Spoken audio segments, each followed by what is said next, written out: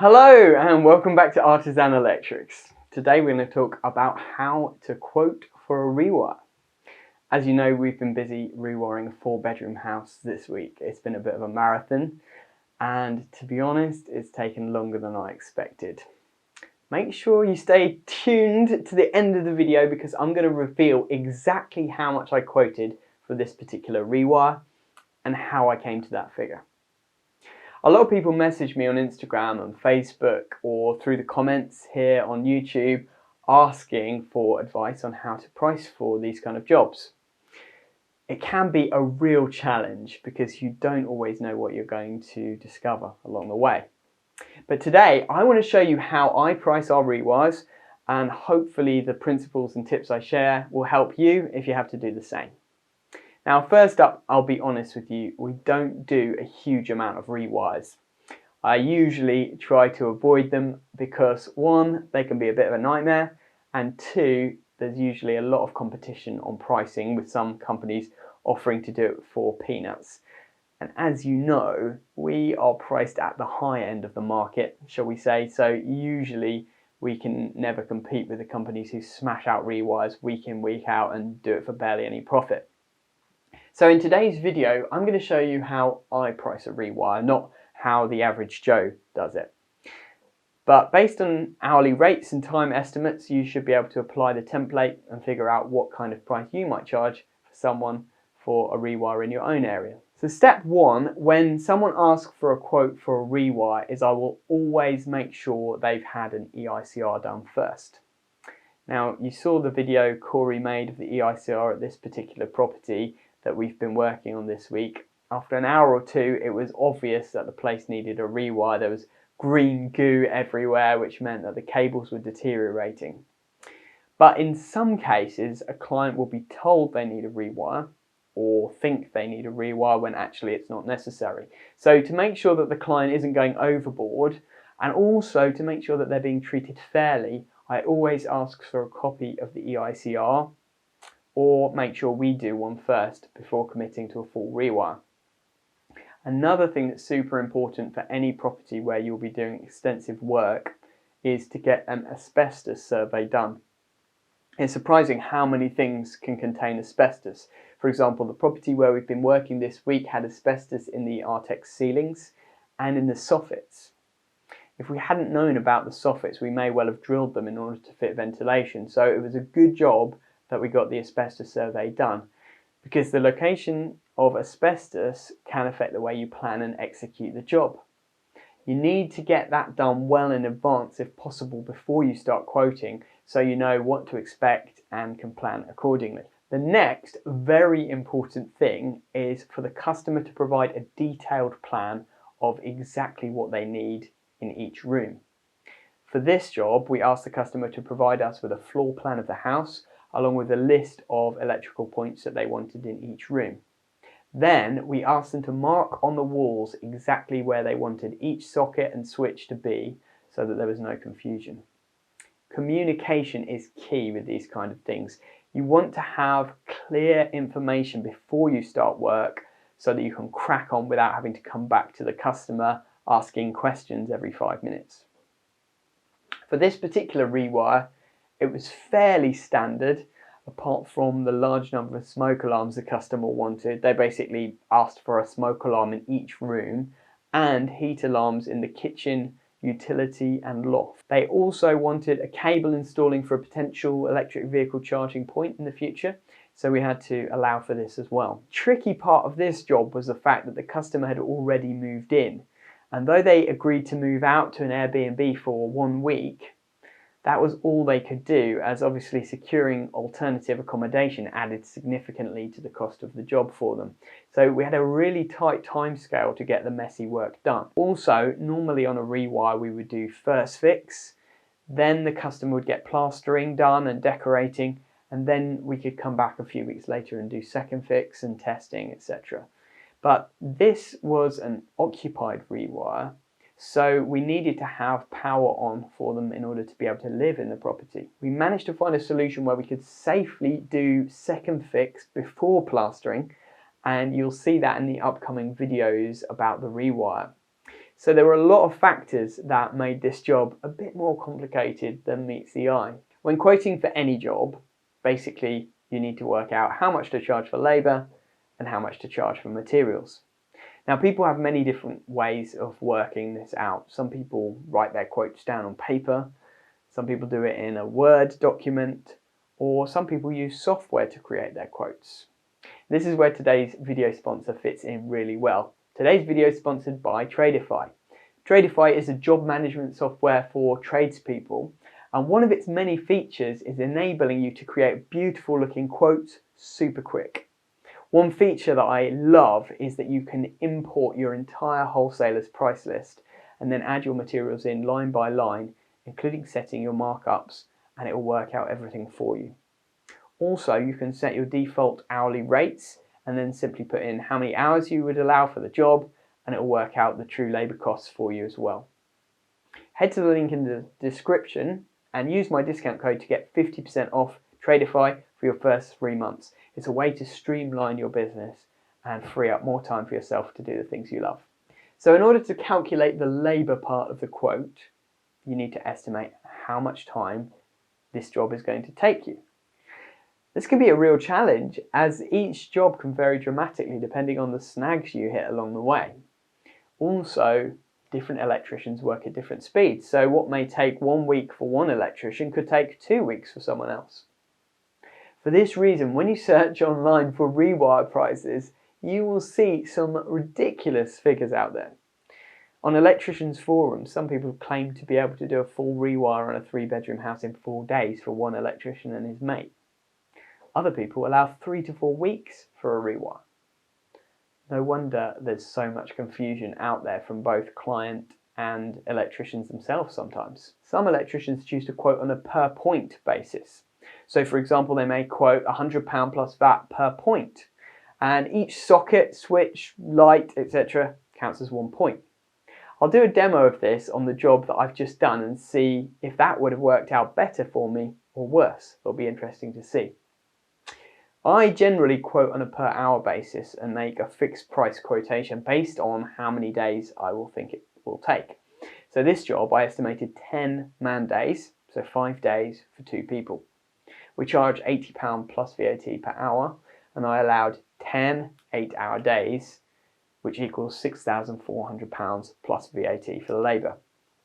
As you will see, I massively underestimated how long it would take. But because our hourly rate is relatively high, we could get away with sticking to our original quote without having to come back to the customer and ask for more money. We have still made a profit on this job, although it's less than originally hoped. The job actually took 15 man days, plus 1 very long night of unpaid work on my part to get the power livened up. I was there till 2:30 AM on Saturday, getting things prepped so that they could move back in. So yeah, I way underestimated how long it would take. Maybe partly because I'm still used to estimating labour based on how long it would take me if I did it myself. And realistically, when you have other people working for you who don't have quite as much experience in drive as you do, you can't expect them to work at the same speed that you would if you were doing the job by yourself. Don't get me wrong, we have a great team and they all worked super hard on this job and did longer days than normal to get it done. But I can't just think in terms of if I had clones of myself, how long would it take? I have to set my expectations a bit more realistically.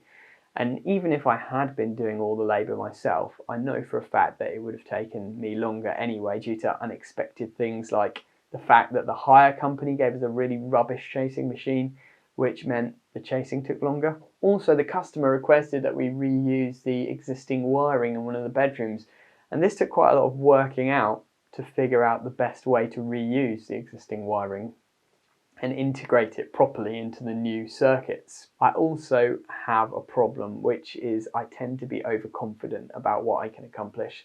I often underestimate how long things will take. And now I've learnt from myself to allow more time than I think is needed, but on this job I failed to do that. Lesson learned. In terms of materials, I always make a full materials list when doing a quote. This allows me to quickly convert the materials list into an order when I know that the customer wants to wants to go ahead. I generally get 2 quotes for larger jobs from 2 different wholesalers, so I can make sure that I'm getting the best prices on all my materials. I have my favourite wholesaler, and generally if the other wholesaler beats their price on something, I'll just tell them and they will reduce the price for me to match. On this job, it was worth doing that process as there were quite a few items which came out a lot more expensive from one wholesaler than the other. A quick phone call sorted that out and I was able to get my materials from my favourite wholesaler at the best price possible. It's important to communicate well with the customer so you know exactly what they're expecting in terms of fit and finish. For example, do they want just normal white plastic accessories, or do they want fancy brushed chrome flat plate accessories which will cost significantly more? Also, if you're fitting flat plate, you may need to install 35mm deep back boxes, which means deeper chasing, which means more labour. Does the customer want USB sockets? This will cost a lot more. What kind of light fittings do they want and how many? A pendant in each room is super cheap, but what if they want recessed lights or some fancy custom lighting? It's important that you know all the details before you quote. Also, it's good to ask questions that they may not have thought about. For example, do they want smoke alarms? If so, how many and where? Do they want provision for an electric vehicle charger? Do they want power to any outbuildings? Do they want outside lights? What kind of consumer unit do they want? RCBOs or split load? AFDDs? Do they want a surge protection device? Do they want TV aerial sockets or data points for networking? Telephone sockets? The list goes on. It's better to ask all these questions before you give the quote, as if they're left as an afterthought, the extra costs can rack up and you'll either end up out of pocket or having to send a large bill to the customer for extras which they weren't expecting. It's the best feeling when you can do a job and stick to the price you originally quoted, even if there are a few hiccups. Allowing extra time and materials cost as a buffer will help you to achieve that. Once I have a full list of all the materials, I generally add 10% for miscellaneous items that it's impossible to list, like screws, plugs, earth clamps, clips, Wago boxes, and other bits that you may have forgotten. In terms of cable, it's hard to estimate exactly how many drums you'll need, so I usually do a generous guess. For this job, it was 200 meters of 2.5 twin and earth, 200 meters of 1mm twin and earth, 100 meters of 1mm 3-core and earth, 25 meters of 6mm for the cooker, and 20 meters of 6mm 3-core SWA for the EV charger, and about 10 meters of 10mm earth for the bonding. Once I have the figure of everything plus the 10% for things I forgot, then I add a 20% markup, which covers all my time for actually pricing the job, ordering the materials, arranging deliveries, etc. It's also important to remember other costs such as tool hire, waste disposal, and anything else you might need. For example, on this job we hired a wall chaser and a vacuum, along with a transformer and an extension cable, and we also hired some site lighting. We ordered a skip to dispose of the rubbish that we ripped out, as well as the rubble from chasing out the walls. All these things cost money and can eat into your profit margins if you forget to include them in the quote. And it'd be awful if the customer didn't expect that they had to dispose of the rubbish, for example, and then they got upset because you left them with a huge pile of junk to get rid of. So once all these costs are factored in, you should have yourself 2 figures, one for labour and one for materials. You add these 2 together, which gives you your total price for the job before VAT, then add VAT if you're VAT registered. So how much did we quote for this rewire?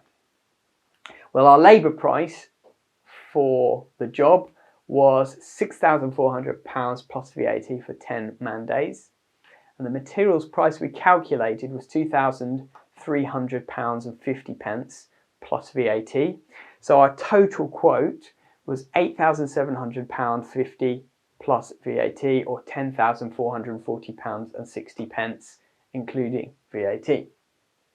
How does that compare to our actual costs, and how much profit did we make in the end?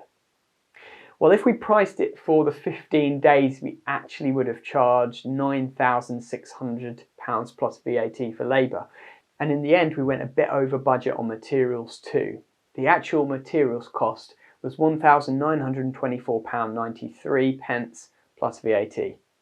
We also spent £310.41 plus VAT on tool and lighting hire, and £120 plus VAT on a skip to get rid of the rubbish. That equates to £2,355.34 of actual materials costs, including tool and skip hire. If we add our 20% markup, that brings us to £2,826.41 plus VAT. So we were short on our estimate of materials by about £500, mainly due to the extra items we hired, such as the skip and the lighting, which I never originally planned for. In my opinion, it was worth taking a slight cut on profits and hiring these things, as it resulted in greater customer satisfaction and worker satisfaction. It turns out the guys don't really like working in the dark. And next time, I'd simply include these in my quote from the start. So, our total quote, if we had estimated things properly, would have been £12,426.41 plus VAT. That's a lot of money. In reality, although I estimated a lot less, we still made a profit because our labour costs and overheads are less than this. So we still made about £1,000 profit on this job, even with the overrun on time and materials. But in my opinion, it wasn't worth the stress for £1,000. So I'll be shying away from doing rewires next time, or pricing them higher at least. I can make a lot more profit just having the guys do normal jobs like consumer unit changes, EICRs, electric vehicle chargers, than I did on this job. So in future, I'll focus on these more profitable jobs. That's why we purposefully don't advertise for rewires, because generally there's not a lot of money in them. Would I have done better if I priced it on a per point basis? Let's do the maths. There were 108 points in total. So if I quoted based on a price of £100 per point, that would mean we would be charging £10,800 plus VAT. Actually, that's bang in the middle between what I should have quoted and what I actually quoted. It's about spot on in the middle. The question is, would I have won the job if I had have quoted that much? We'll never know. I would love to know in the comments from you experienced electricians which methods you use and how accurate you found it comes to be when you quote for rewires. Let me know in the comments. Ultimately, I think that if we had less time pressure and we allowed, say, 2 weeks, it would have gone a bit smoother. You'll see the next stages of the rewire as the videos go live over the next few days, so you can see how we did things. I wasn't able to film much, I'm afraid, as we were in such a rush and there were a few nightmare moments that needed my attention. Let's just say I have a few more grey hairs than I did a week ago. But it's all part of running your own business, and I've learned to take the good with the bad and not let it get to me. I feel very blessed for the fact that I've been able to create a business where we can charge what we do and provide a level of customer service that means we stand out from the competition. This has enabled me to build a business that's very profitable most of the time and has a great reputation in the local area. People request our services because they know we will look after them, and we'll do everything we can to make sure that they're happy with the job that we give to them. And they're willing to pay a premium for that. If you are thinking of setting up your own electrical business and you want to learn more from me about how I created Artisan Electrics from the ground up, you can check out my Electricians business course.